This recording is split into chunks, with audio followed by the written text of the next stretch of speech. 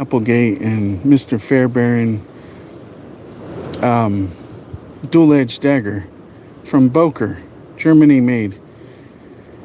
Some would argue that, you know, it's high quality steel, but I'm going to analyze it as somebody who knows a lot about steels, who has used knives for over 40 years and knows my stuff. Now, this is made out of 440C steel, which is kind of more on the brittle side.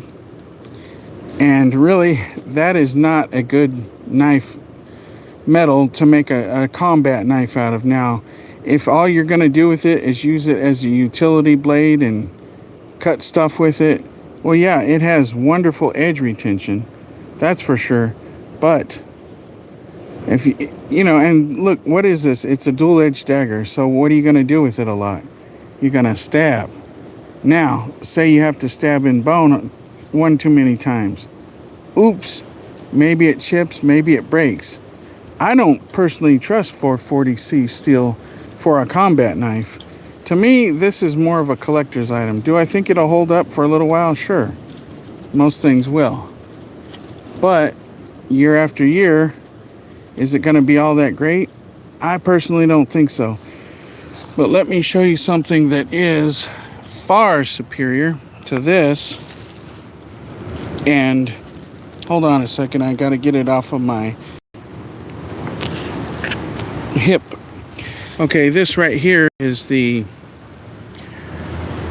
Cold Steel Recon Tanto, or Tonto. And this is a far superior combat knife on so many reasons. It's super thick. The steel is one of the primary reasons why this is so much better. It's SK5 steel, and that's really tough. They say, you know, you can use it for chopping, like chopping wood. Now, I have not tried that. I don't really want to, but it probably could hold up.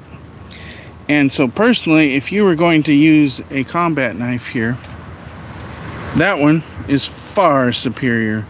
Probably by, I don't know, I'd say at least 200% probably.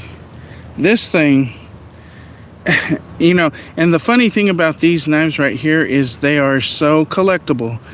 Most of these are worth several $100s a piece.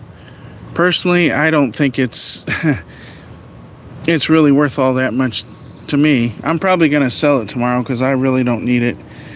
And it's really not that great.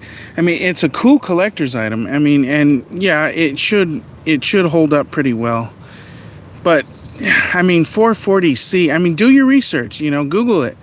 You know, ask, is 440C a brittle steel? And it is. Whereas SK5, I mean, let me tell you about SK5 for a minute. Now, look at all the wear marks on it. You might not be able to see it because of the sun shining so much. Let's see if I can get in the shade here. But if you look at the wear marks on here, I've used this a lot for 3 years straight. And last year, it took about 3 months for me to finally sharpen this again. And I put a razor edge on it. Anyways, this SK5 is so much better. I mean, SK5 is like, that's a real good combat steel right there. And that's primarily what I use it for. I mean, well, I don't necessarily use it for that. I carry it for self-defense. But at the same time, you know, I end up using it as a tool. I'm cutting cardboard with it quite a bit. And it just sails through stuff. It cuts rope really good.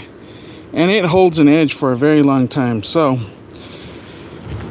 you know, that's why I carry this every day. And this just kind of sits around in my collection. So anyways, hi out there, people.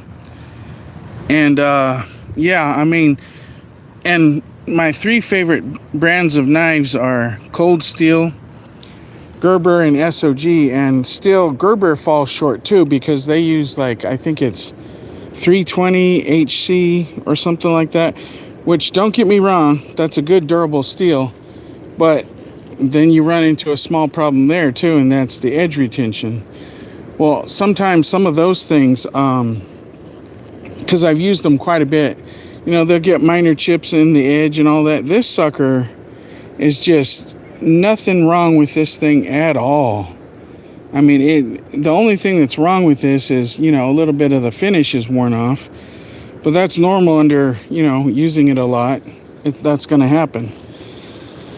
But anyways, you know, I just thought I would get on here and, you know, tell you a few things. And, you know, research, before you buy a knife, I would really research, you know, what steel it is and get to know your steels really well. Because if your life depended on it, you don't want your knife breaking on you. That's for darn sure. So, anyways, I hope you guys have a good time and go collect some good knives out there. See you later.